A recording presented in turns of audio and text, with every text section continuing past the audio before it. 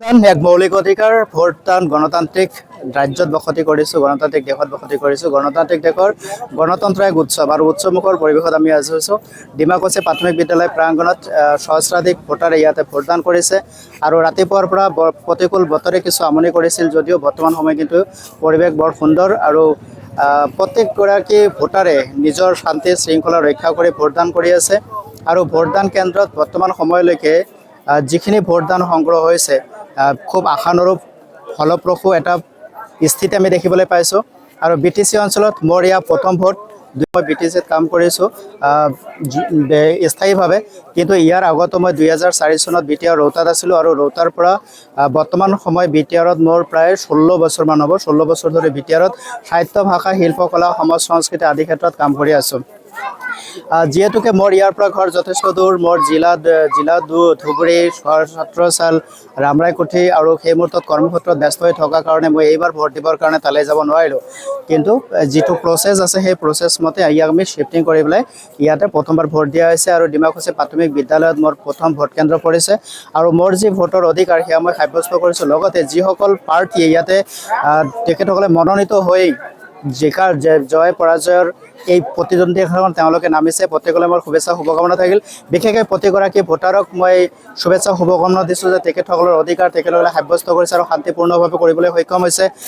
কিছু ঠাইত আমি ইতিমধ্যে শুনিছোঁ, বাতৰিত পাইছোঁ যে যদিও বিক্ষিপ্ত ঘটনা সংঘটিত হৈছে, EVM বিকল হোৱা ঘটনাও সংঘটিত হৈছে, কিন্তু এয়া খুব তৎপৰতাৰে সমাধান কৰা গৈছে আৰু খুব সুন্দৰভাৱে শান্তি শৃংখলাভাৱে ভোট চলি আছে। আৰু 4 মে'ত যিটো ৰেজাল্ট ফলাফল ঘোষণা হ'ব সেই ফলাফল হ'ব সকলোতকৈ উল্লেখনীয় আৰু সেই ফলাফলতে নিৰ্ণায়ক আমি আমাৰ মনোনীত প্ৰাৰ্থী লাভ কৰিম আৰু জনগণে আশা কৰা ধৰণে এগৰাকী মুখ্যমন্ত্ৰী লাভ কৰিব, যিগৰাকী মুখ্যমন্ত্ৰী সমাজ উন্নয়নৰ কাৰণে, আমাৰ যুৱ প্ৰজন্মৰ সংস্থাপনৰ কাৰণে আৰু প্ৰতিগৰাকী ব্যক্তিৰ ন্যায্য প্ৰাপ্তি তেখেতসকলে লাভ কৰিব। আৰু যি এক উন্নয়নৰ যাত্ৰা বৰ্তমান সময়লৈকে অগ্ৰগতিত আছে সেই অগ্ৰগতিৰ অব্যাহত থাকিব আৰু প্ৰতিগৰাকী প্ৰাৰ্থীৰ মনৰ আশা পূৰ্ণ হওক, তাৰ লগতে জনসাধাৰণৰ যিখিনি তেখেতসকলৰ যিখিনি চাহিদা সেইখিনিও যেন পূৰণ কৰিব পাৰে। চৰকাৰে কেৱল আঁচনি দিয়ে ক্ষান্ত নাথাকি আচলতে স্থায়ীভাৱে কৰ্ম আঁচনি দিয়ক, স্থায়ীভাৱে সংস্থাপন দিয়াৰ ব্যৱস্থা কৰিলে মই আশা কৰোঁ যে আমাৰ সমাজৰ যি দাৰিদ্ৰতা সেই দাৰিদ্ৰতা নিৰ্মূল হ'ব, নিবনুৱা সমস্যা সমাধান হ'ব, প্ৰচ্ছন্ন নিবনুৱাসকলে উচিত সংস্থাপন লাভ কৰিব আৰু যি এটা হাহাকাৰময় পৰিস্থিতি সেই পৰিস্থিতিৰ পৰা প্ৰত্যেকগৰাকী ব্যক্তিয়ে নিশ্চয়কৈ এটা উশাহৰ সকাহ ল'ব পাৰিব। আৰু এই শান্তিপূৰ্ণ ভাৱটোৱে সকলোৱে ধৰি ৰাখক। হাৰা জিকা থাকিবই প্ৰতিদ্বন্দ্বিতা যিহেতুকে, গতিকে যিসকলে জিকিব তেওঁলোকে যে সকলোখিনি সৰ্বশ্ৰেষ্ঠ তেনেকুৱা নহয়, কাৰণ আমি জানো যে প্ৰত্যেকৰে সমন্বয়ৰ শক্তিতহে আমি এখন ৰাষ্ট্ৰক পৰিশোধিত কৰিব পাৰোঁ, এখন ৰাষ্ট্ৰৰ আমি উন্নয়ন সাধন কৰিব পাৰোঁ। তো ৰাজ্যৰ সৰ্বাংগীন উন্নয়ন আৰু কল্যাণৰ স্বাৰ্থত প্ৰত্যেকগৰাকী ভোটাধিকাৰে নিশ্চয়কৈ ভোট সাব্যস্ত কৰিছে আৰু এগৰাকী যোগ্য মুখ্যমন্ত্ৰী অহা 5 বছৰৰ কাৰণে আমি লাভ কৰিবলৈ সক্ষম হ'ম। এইটো কাৰণে ক'ব লাগিব যে যিহেতুকে ৰাতিপুৱাৰ পৰা বৰষুণ দি আছিলে, বৰষুণ দি থকাৰ কাৰণে ভোটাৰসকল ঘৰৰ পৰা ওলাই আহিব পৰা নাই।